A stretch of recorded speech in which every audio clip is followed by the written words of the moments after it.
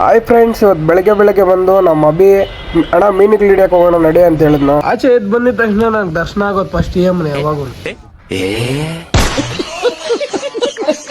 ಮೀನುಗಳು ಹಿಡಿಯೋದಕ್ಕೆ ಕೋಳಿ ಕರ್ಲಿಸ್ಕೊ ಬಂದ. ಐಟಮ್ಗಳೆಲ್ಲ ರೆಡಿ ಮಾಡ್ಕೊಂಡು ನಾನು ಅಭಿ ಮತ್ತು ನಮ್ ಚಲ್ಪತಿ ಮೂವರು ಹೋದ್ವಿ ಮೀನುಗಳು ಹಿಡಿಯೋದಕ್ಕೆ. ಗಾಳ ಹಾಕೋದಕ್ಕೆ ಕೋಲೊಂದು ಬೇಕಾಗಿತ್ತು, ಅದಕ್ಕೆ ನಮ್ ಚಲ್ಪತಿ ಹೋಗಿದ್ದ. ನಿಜ ಹೇಳ್ಬೇಕಂದ್ರೆ ಕಂಡೋರ್ ಕುಂಟೆಯಲ್ಲಿ ಕಳ್ತನವಾಗಿ ಮೀನುಗಳು ಹಿಡಿದು ತಿನ್ನಕ್ ಹೋಗ್ತಾ ಇದೀವಿ. ಜನ್ಮಕ್ಕೆ ಹೋಗೋ ನಮ್ಮ ಅಭಿಗ್ ನಂತೂ ಕಾಯ್ತಾ ಇದ್ನು, ಯಾವಾಗ ಸಿಗುತ್ತೋ ಯಾವಾಗ ತಿಂತೀನೋ ನಾನು ಅಂತ.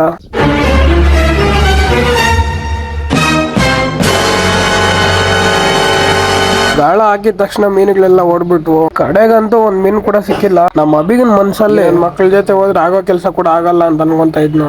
ಈ ಲೋಫರ್ ನನ್ ಮಕ್ಳು ಇವ್ರಿಬ್ರು ಸೇರ್ಕೊಂಡು ನಮ್ ಹೊಟ್ಟೆ ಎಷ್ಟು ಉರ್ಸ್ತಾವ್ರೋ ಆ ಭಗವತ್ನ ನೋಡಿದ್ರೆ ಸರು ನಾಷ್ಟ ಮಾಡ್ಬೇಕು. ಮನೆ ಕಡೆ ವಾಪಸ್ ಬಂದ್ ಮಲ್ಕೊಂಡ್ವಿ, ಮತ್ತೆ ಬೆಳಿಗ್ಗೆ ಹೋಗೋಣ ಅಂತ. ಬೆಳಿಗ್ಗೆ ಈ ತರ ಮಾತಾಡ್ತಾ ಇದ್ವಿ ಬೆಳಗ್ಗೆ ಬೆಳಗ್ಗೆ ಎದ್ದು.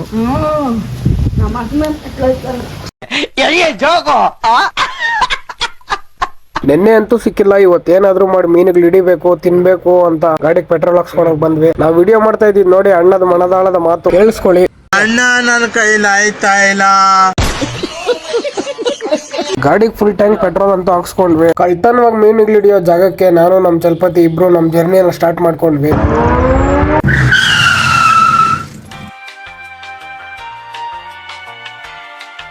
ನಾವು ಮೀನುಗಳು ಹಿಡಿಯೋ ಕುಂಟೆ ನೋಡಿ ಇದೆ. ನಮ್ ಗಾಡಿನ ಸ್ವಲ್ಪ ದೂರದಲ್ಲೇ ಪಾರ್ಕಿಂಗ್ ಮಾಡ್ಕೊಂಡೆ, ಯಾಕಂದ್ರೆ ಮೀನುಗಳು ಬಿಟ್ಟಿರೋ ಓನರ್ ನೋಡಿದ್ರೆ ನಮ್ಮನ್ನ ಹಾಕೊಂಡು ರುಬ್ತಾನೆ ಅಂತ.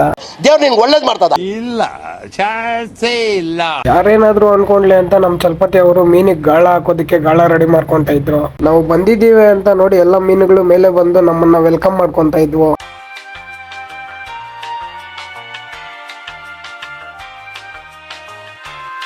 ಕೋಳಿ ಕಳ್ಳನ ಗಾಳಕ್ಕೆ ಹಾಕಿ ನೀರಿಗೆ ಹಾಕಿದ್ರು. ನನ್ಗೊಂದ್ ಕಡೆ ಖುಷಿ ಆಗ್ತಾ ಇತ್ತು, ಇವತ್ತು ನಮ್ ಚಲ್ಪತಿ ಅವ್ರು ಮೀನ್ ಹಿಡಿತಾರೆ ಅಂತ ಫ್ರೈ ಮಾಡ್ಕೊಂಡು ತಿನ್ಬೋದು ಅಂತ ಖುಷಿ ಆಗ್ತಾ ಇತ್ತು. 1 ಅವರ್ ಆಯ್ತು, 1 ಅವರ್ ಆದ್ರೂ ಸಹ ಒಂದ್ ಮೀನ್ ಕೂಡ ಸಿಗ್ಲಿಲ್ಲ ನನ್ಗೆ. ಯಾಕಂದ್ರೆ ಎಲ್ಲಾ ಮೀನುಗಳು ಬಾಯಿ ಬಿಚ್ಕೊಂಡು ಮೇಲೆ ನೀರ್ ಮೇಲೆ ತೇಲಾಡ್ತಾ ಇದ್ವು. ಯಾಕೆ ಈ ತರ ಮೇಲೆನೆ ತೇಲಾಡ್ಕೊಂಡಿದಾವೆ ಅಂತ ಗೂಗಲ್ ಕೇಳಿದೆ. ನೀರಿಗೆ ಯಾವ್ದಾದ್ರು ಕೆಮಿಕಲ್ ಮಿಕ್ಸ್ ಆಗಿರುತ್ತೆ, ಅದಕ್ಕೆ ಮೀನುಗಳಿಗೆ ನೀರಲ್ಲಿ ಆಕ್ಸಿಜನ್ ಸಿಗ್ತಾ ಇರಲ್ಲ, ಅದಕ್ಕೆ ಮೇಲೆ ಬಂದು ಆಕ್ಸಿಜನ್ ಪಡ್ಕೊಳ್ತಾ ಇರ್ತವೆ ಅಂತ ನನಗೆ ಹೇಳ್ತು ಗೂಗಲ್. ಸ್ವಲ್ಪ ಬೇಜಾರಾಯ್ತು. ಇವತ್ತು ಮೀನ್ ತಿನ್ನಕ್ ಆಗಲ್ಲ ಅಂತ ಊರ್ ಕಡೆ ವಾಪಸ್ ಬಂದ್ವಿ. ಊರ್ ಕಡೆ ಬಂದು ಮತ್ತೆ ಹೊಸ ಗಾಳಗಳು ತಗೊಂಡ್ವಿ. ಇವತ್ತು ಮೀನ್ ಹಿಡಿದು ತಿನ್ಬೇಕು ಅಂತ ಗಾಳಗಳು ತಗೊಂಡು ನಮ್ ಚಲ್ಪತಿ ನಾರಾಯಣಕೆರೆ ಕೆರೆ ಕಡೆ ಕರ್ಕೊಂಡು ಹೋದ್ನು. ಅಲ್ಲಿ ಪಕ್ಕ ಮೀನುಗಳು ಸಿಕ್ಕೇ ಸಿಗುತ್ತೆ ಅಂತ. ನಾವು ಹೋಗೋಷ್ಟರಲ್ಲಿ ಚಿಕ್ಕ ಚಿಕ್ಕ ಮಕ್ಳು ಮೀನುಗಳು ಹಿಡಿತಾ ಇದ್ರು. ಮೀನುಗಳು ತೋರ್ಸೋ ಅಂತ ಕೇಳಿದ ಅವನ್ನ. ನೋಡಿ ಅವರು ಎಲ್ಲ ಚಿಕ್ಕ ಚಿಕ್ಕ ಮೀನುಗಳು ಹಿಡಿದಿದ್ರು. ಈ ಮೀನಂತೂ ಬಾಟ್ಲಲ್ಲಿ ಹಾಕಿ ನೇಣಾಕ್ಬಿಟ್ಟಿದ್ರು. ನೋಡಿ ಇಲ್ಲಿ ನದಿಗೆ ಹೋಗಬೇಡಿ ಅಂತ ಇವತ್ತು ಹಬ್ಬ ಅಂತ ನದಿಗೆ ಹೋಗ್ತೀನಿ ಅಂತ ಇದ್ದಾರೆ. ಜಾಗನೇ ಇಲ್ಲ. ಗುರುಜಿ ಗುರುಜಿ ಪಿತ್ರೆ ಏನ್ ಮಾಡ್ಲಿ ನಾನು ಅಲ್ಲಡ. ಅಯ್ಯೋ ಸುಮ್ನೆ ಇರೇ ಸೊಮ್ಮೆ ನೀನು, ನನ್ನ ನದಿಗೆ ಬೀಳಕ್ಕಲ್ಲ ಬಂದಿರೋದು ಮೀನ್ ಹಿಡಿಯಕ್ಕೆ. ನೋಡಿ ಫ್ರೆಂಡ್ಸ್, ಇವತ್ತು ನಾನು ನಮ್ಮ ಚಲ್ಪತಿ ಹಿಡಿದಿರೋ ಮೀನುಗಳನ್ನ ಕವರಲ್ಲಿ ಹಾಕೊಂಡು ಮನೆ ಕಡೆ ಖುಷಿಯಾಗಿ ಬಂದ್ವಿ. ಇವತ್ತು ಭರ್ಜರಿಯಾಗಿ ಬ್ಯಾಟಿಂಗ್ ಮಾಡ್ಬೋದು ಅಂತ ನಾವು ತಂದಿರೋ ಮೀನೆಲ್ಲ ಕ್ಲೀನ್ ಮಾಡೋದು ಕೆಳಗಡೆ ಹಾಕೊಂಡ್ವಿ. ಏನ್ ಚಲ್ಪತಿ 2 kg ಆಯ್ತಾ ಮೀನು? 2 kg.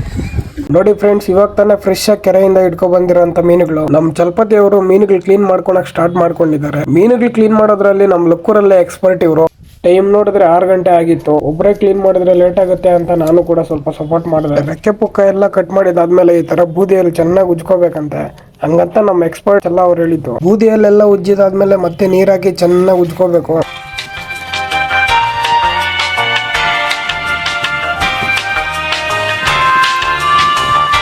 ನಾವು ಉಜ್ಜಿರೋ ಮೀನು ನೀಟಾಗಿ ಈ ತರ ಪಳಪಳ ಅಂತ ಕಾಣಿಸ್ತಾ ಇತ್ತು. ಇದು ಕಿವಿರುಗಳು ಹೊಟ್ಟೆಯಲ್ಲಿ ಎಲ್ಲ ನೀಟಾಗಿ ಕ್ಲೀನ್ ಮಾಡ್ಕೊಂಡ್ವಿ. ಮೀನಿಗೆ ಮಸಾಲೆ ಚೆನ್ನಾಗಿ ಇಡಬೇಕು ಅಂತ ಮೀನುಗಳಿಗೆ ಮಾರ್ಕ್ ಹಾಕೊಂಡ್ವಿ. ಮತ್ತೆ ಇನ್ನೊಂದ್ಸರಿ ತೊಳೆಯಕ್ ಸ್ಟಾರ್ಟ್ ಮಾಡಿದ್ರು. ಸಾಕ್ ಬಿಡು ಚಲ್ಪತಿ, ಟೈಮ್ ಆಯ್ತು ಅಂತ ಹೇಳಿದ್ರೆ ನಾನು ಕ್ಲೀನ್ ಮಾಡೋದ್ರಲ್ಲಿ ಎಕ್ಸ್ಪರ್ಟ್, ಇನ್ನು ಗೊತ್ತಾಗಲ್ಲ ನೋಡಿ ತರ ತೊಳಿಬೇಕು ಅಂತ ವಿಡಿಯೋಗೆ ಒಂದು ಪೋಸ್ಟ್ ಕೊಟ್ರು. ಕ್ಲೀನಿಂಗ್ ಎಲ್ಲ ಆಯ್ತು ಫ್ರೆಂಡ್ಸ್. ಈ ಅಂಗಡಿನ ಮಸಾಲ ತಗೊಬಂದಿರೋದು ಫಿಶ್ ಫ್ರೈಗಂತೆ ಓನ್ ಆಗಿ ಮನೆಯಲ್ಲೇ ಮಸಾಲ ಮಾಡ್ತಾರೆ ನಮ್ಮೂರಲ್ಲಿ. ತಂದಿರೋ ಮಸಾಲನ ಈ ತರ ಬೌಲಲ್ಲಿ ಹಾಕೊಂಡು ಸ್ವಲ್ಪ ಎಣ್ಣೆ ಹಾಕೊಂಡು ನೀಟಾಗಿ ಮಿಕ್ಸ್ ಮಾಡ್ಕೋಬೇಕು. ಈ ತರ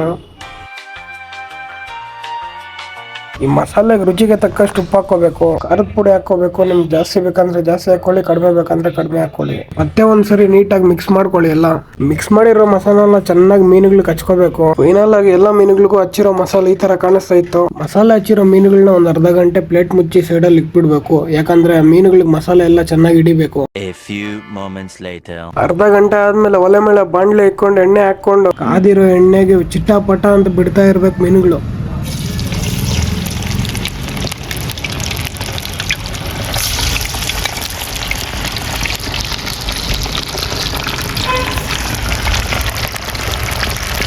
ಚಿಟ್ಟಾಪಟ ಅಂತ ಎಣ್ಣೆಯಲ್ಲಿ ಫ್ರೈ ಆಗಿರೋ ಮೀನುಗಳನ್ನೆಲ್ಲ ಎತ್ತೊಂದು ಪ್ಲೇಟಲ್ಲಿ ಹಾಕೊಂಡ್ವಿ.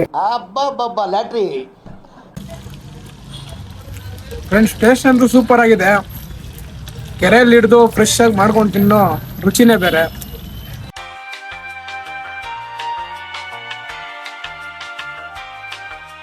Thank you for watching. Please support and subscribe my YouTube channel.